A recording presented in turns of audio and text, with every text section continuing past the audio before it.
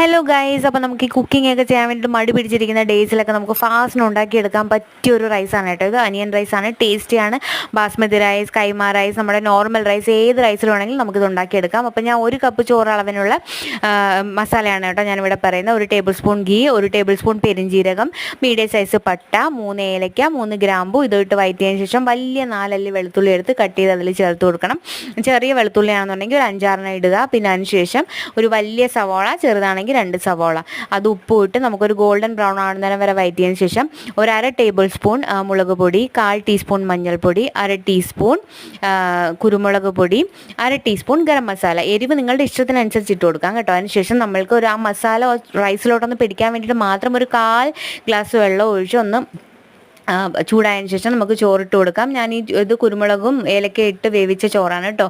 അതിനുശേഷം മല്ലിയിലയും ഇട്ട് മിക്സ് ചെയ്ത് നമുക്ക് യൂസ് ചെയ്യാം. അപ്പോൾ ബൈ, നെക്സ്റ്റ് വീഡിയോയിൽ കാണാം.